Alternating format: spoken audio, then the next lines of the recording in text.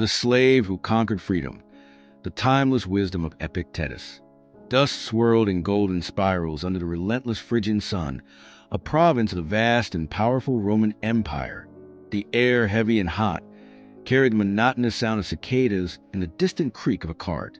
Amid the bustle of a rural estate, around the year 55 AD, a boy was born into conditions that define but never limit his destiny. His name was Epictetus, not a pompous family name, but a simple, direct word, a cognomen that meant acquired or bought. Epictetus was, from his first breath, property, a slave. This is the first and perhaps most powerful lesson he offers us. Life is not about the cards you are dealt, but how you play them. The story of Epictetus is not the story of an emperor, a victorious general, or a wealthy aristocrat.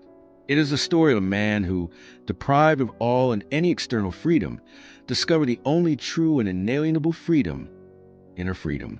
His journey from physical slave to spiritual master echoes through the centuries, a beacon of serenity and strength in a world often chaotic and beyond our control.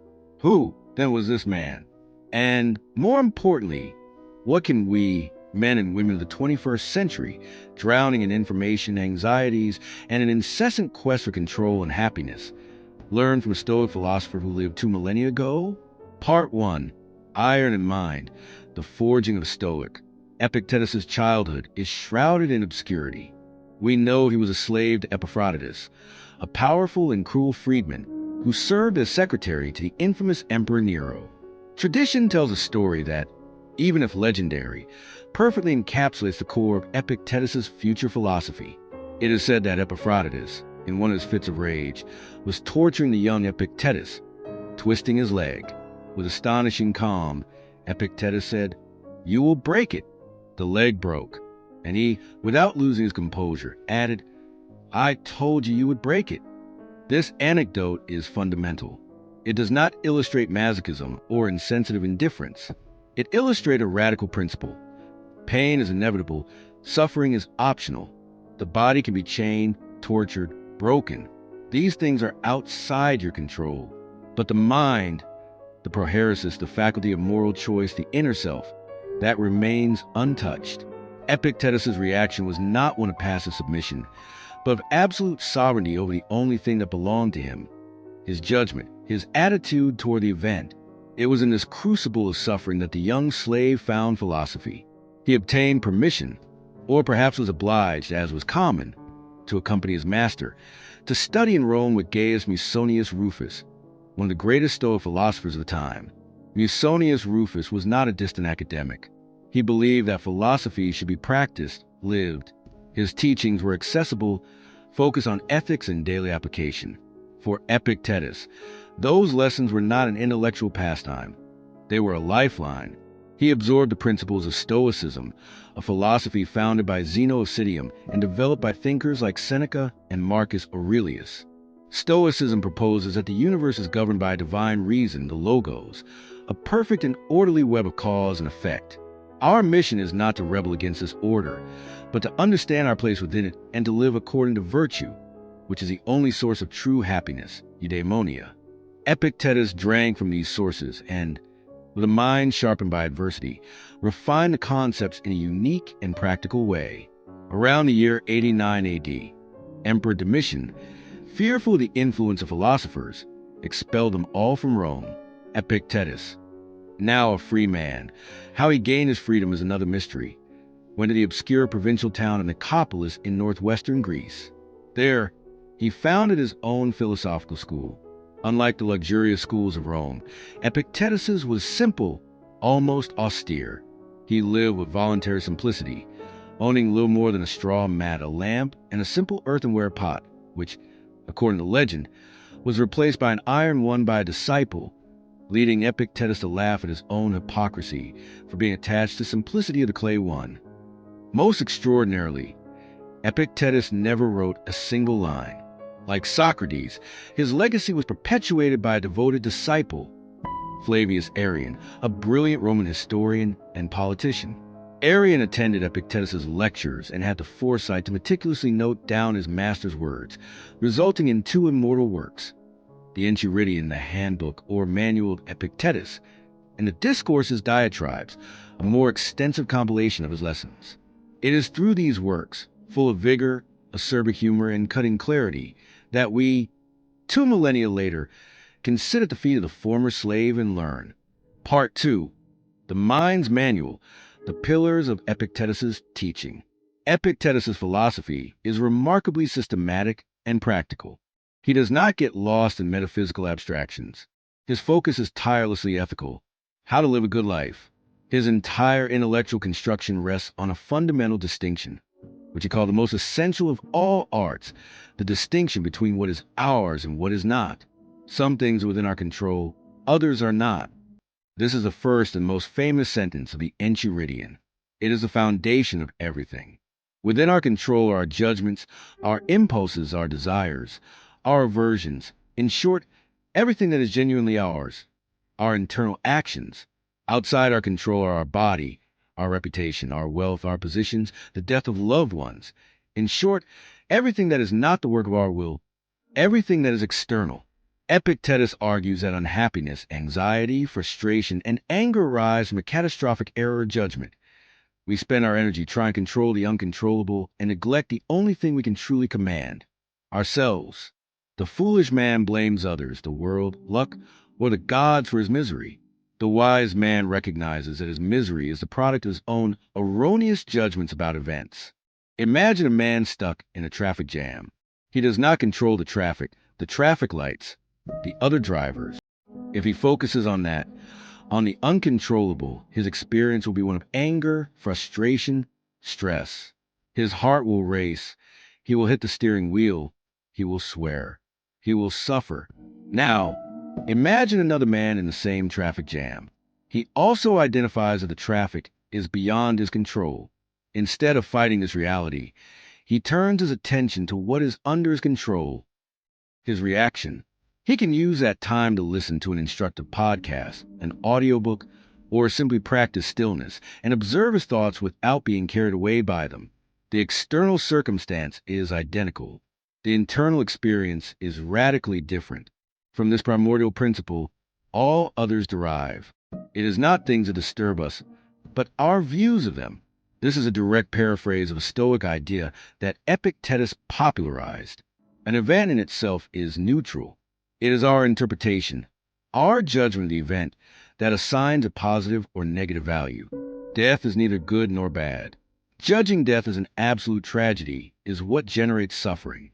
Losing a job is not, in itself, catastrophic. Judging that it irremediably ruins one's life is what causes panic. Epictetus invites us to constantly watch our judgments, to challenge them, to ask, is this under my control? Am I interpreting this in a useful or destructive way? Acceptance and a more fatty love of fate. Epictetus exhorts his students not to just passively accept what happens, but to embrace fate a more fatty. As the universe is governed by rational and benevolent logos, everything that happens is part of a larger plan that ultimately serves the good of the whole. Our task is not to complain about the role we have been given in the play of life, but to play it as well as possible. Do not seek for events to happen as you wish, but wish for events to happen as they do, and your life will be serene. This is not resignation. It is a radical shift in perspective that transforms obstacles into opportunities. Illness can be a chance to practice patience and courage. Financial loss, an opportunity to discover simplicity and resilience. Tend to your prohairesis, moral will. This is the most technical concept, but also the most central. Prohairesis is a faculty of moral choice, the sovereign self that makes judgments, gives assent to impressions, and decides how to act. It is our most precious good.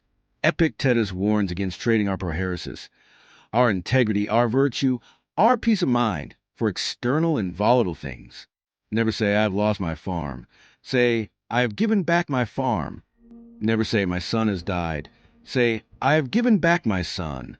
This language may sound cold, but its purpose is therapeutic. To remind us that everything that is not prohairesis was lent us by nature and will, sooner or later, be reclaimed. To become attached to them is a recipe for pain. The Stoic's goal is to keep his prohairesis aligned with nature and virtue, no matter the cost. Action in the world and duty, kathekanta, Contrary to what one might think, Epictetus' Stoicism is not a philosophy of passive withdrawal from the world. Once one masters the distinction between control and non-control, the next step is to act in the world according to our roles, prosopon. We have the role of child, parent, citizen, professional. Epictetus teaches that we must perform these roles with excellence, justice, patience, and kindness, but always remembering that the outcome of our actions, whether we will be promoted, loved, successful, is not under our control. We must, therefore, focus on the duty kathekon itself, not on the fruit of the duty. Do good because it is right to do so, not because you expect a reward or recognition. Part 3. Lessons for the 21st Century. The former slave on the smartphone. Modern life is in many ways the antithesis of Epictetus' world. We have unprecedented control over our environment. We control the temperature, the light, the information we receive, our social interactions. Paradoxically, we have never felt so anxious, overwhelmed, and powerless. The wisdom of Epictetus is, therefore, more urgent than ever. The tyranny of others' opinions. We live in the age of reputation, likes, and constant external validation. Epictetus is the ultimate antidote. He reminds us that our reputation is not under our control. We can act in the most ethical and correct way and still be slandered. If we internalize this, we free ourselves from the tyranny of pleasing others. If someone tells you that so-and-so is speaking ill of you, do not defend yourself against the accusations, but reply, "Ah, of course, he does not know my other faults, or else he would not have mentioned only these."